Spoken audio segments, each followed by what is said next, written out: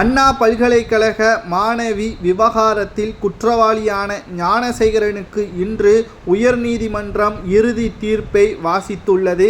சுமார் 30 ஆண்டுகள் குறையாமல் நீதிமன்றம் இவனுக்கு சிறை தண்டனை கொடுக்கப்பட்டது சரிதான் என்றாலும் யார் அந்த சார் என்ற ஒட்டுமொத்த கேள்விக்கும் நீதிமன்றத்தில் அரசு தரப்பு வழக்கறிஞர் கூறாமல் ஒட்டுமொத்த வழக்கையும் 12 வழக்கையும் ஞானசேகரன் மீது போட்டது சரியா என்பதை தான் நாம் இங்கு பேச வேண்டிய ஒரு கட்டாயத்தில் இருக்கிறோம். காரணம், அரசு ஒட்டுமொத்தமாக தமிழக அரசின் பின்னணியில் ஞானசேகரன் செயல்பட்டாரா? அதாவது ஆளும் கட்சியான திமுகவில் இவர் ஒரு அங்கமாக இருக்கிறார்.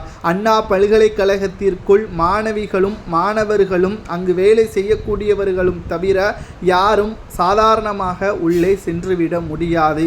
வாசலில் பிரியாணி கடை நடத்தி வரக்கூடிய ஞானசேகரன் உள்ளே செல்கிறான் என்றால் நிச்சயம் அதற்கு பின்னால் மிகப்பெரிய அளவில் அவனுக்கு செல்வாக்கு இருக்க வேண்டும்.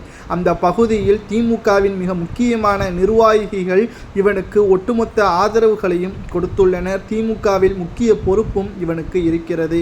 யார் அந்த சார்? தொலைபேசியில் பேசிய அந்த நபர் யார் என்பதை நீதிமன்றத்தில் கூறாமல் அரசு தரப்பு வழக்கறிஞர் தவிர்க்கப்பட்டதற்கு காரணம் என்ன? ஒருவேளை அரசு தரப்பு வழக்கறிஞர் ஆளும் கட்சியிடம் இருந்து பணத்தை பெற்றுக்கொண்டு யார் அந்த சார் என்ற கேள்வியை முழுமையாக நீதிமன்றத்திடம் தவிர்த்து விட்டார்களா?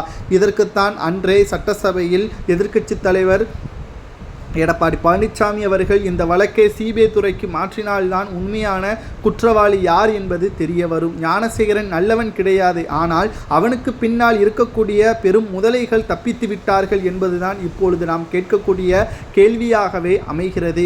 உங்களது கருத்துக்களை கூறுங்கள். யார் அந்த சார்? சாதகமாக தப்பித்துவிட்டு ஒட்டுமொத்த வழக்கையும் ஞானசேகரன் மீது பழி சுமர்த்தி கூண்டோடு சிறையில் 30 ஆண்டுகளுக்கு குறையாமல் சிறை தண்டனை பெற்று தந்தும் விட்டார். ஆனால் தனக்கு தாய் மற்றும் ஒரு பெண் குழந்தை இருப்பதாகவும் தெரிவித்திருக்கிறார் ஞானசேகரன். தற்பொழுது இந்த தீர்ப்பு சரியானதா என்பதை உங்களது கருத்துக்களை கமெண்ட் வாயிலாக கூறுங்கள்.